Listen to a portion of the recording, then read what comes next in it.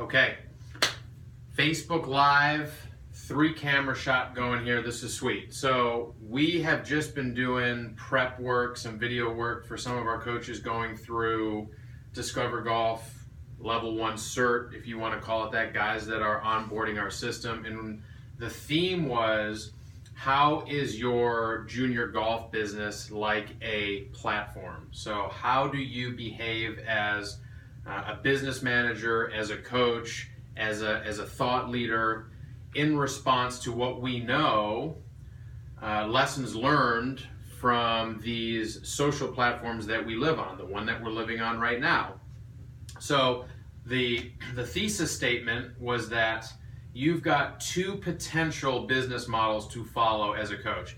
And sorry if I know I'm going kind of away from game design stuff, but this is sort of the meta game that is your business ideology and how you bundle all those little parcels of content together. So, and if there's questions, just jump right in. The more we get interaction, the better.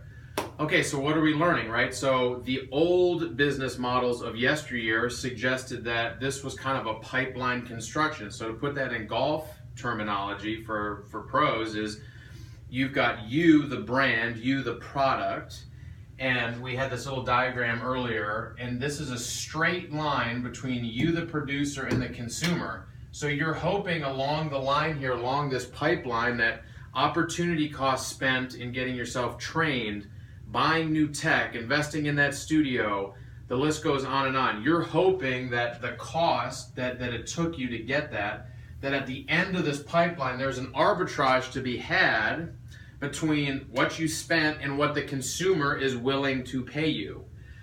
I think for a lot of people, and for me in particular, that is a grind. I did that for 7 years straight. Golf Magazine called me the techiest instructor in the country. I had the 8 sensor, the Swing Catalyst, the Sam Putt Lab, you name it, K-Vest, like many of you out there. And I'm not saying that I regret doing those things. It was an ends to a means, I suppose, means to an end, but I digress. The realization that I had was that if you run your business like a platform does, you are going to be a lot more successful, I think, A, as a coach, but B, certainly as somebody who's trying to have a sustainable business. And so let me cut to the punchline.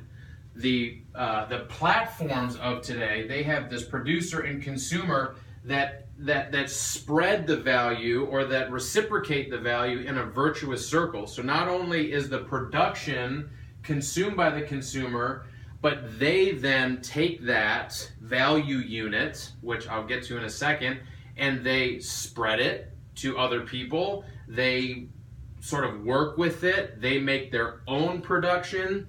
So consumers being producers sort of elevates your business to another level where it's not, you're not the only person responsible for the content that's being consumed. Okay, so what is the value unit? We're not Facebook. We're not producing life's moments. We're not producing pictures and videos and all this stuff. We're not producing media. We're producing an experience. We are producing a community. We are all intrinsically motivated to be part of something that is bigger than ourselves. So you have to create, you have to produce value units, which is getting people to buy into your core philosophy. If they consume that and they produce enthusiasm and excitement, yeah, on the practical level, they're going to tell their friends and it's going to grow like that, but that is the product, the experience of being part of a community, being part of building a culture. You are now getting the consumer to make your platform bigger, which in the fact that you own that platform, you are basically getting a transaction cost for every time that somebody invests in the product that you put into the world. So you can see this virtuous cycle happening. Okay, so as the producer and the consumer start to build on each other, you are amassing a trove of data. Again, it's not like Facebook where you have all of these sophisticated data points. It's much simpler for you. You have games, content, workout plans, experiences with certain students, right?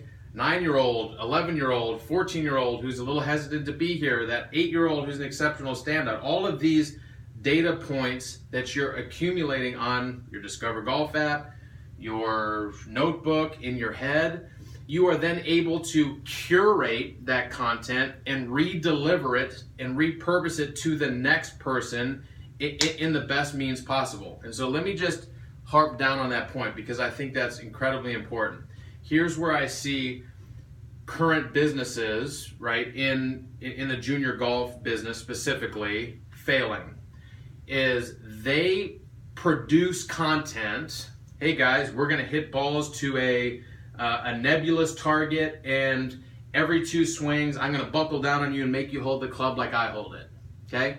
That is some of the content that's being delivered to the consumer. How on earth is that curated as to what they want? If you were Facebook and you provided that content to somebody's feed, you'd be out of business in 1 day. If you were an app, they'd shut you down. Nobody would go on it.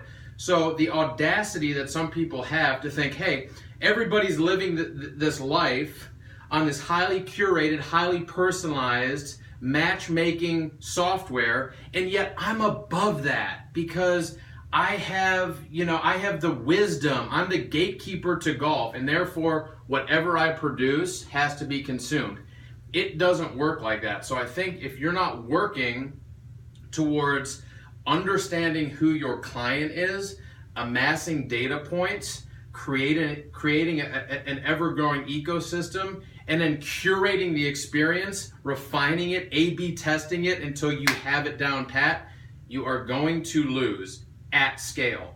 Now, like I said, if you want to run the pipeline business, well, you probably turned this off 12 minutes ago and you said, there's that Richard Franklin going crazy again. But if you want to work at scale, that is how I would do it. So anyway, thank you for those that tuned in, and we're going to do some game design later if that's more up your alley anyway.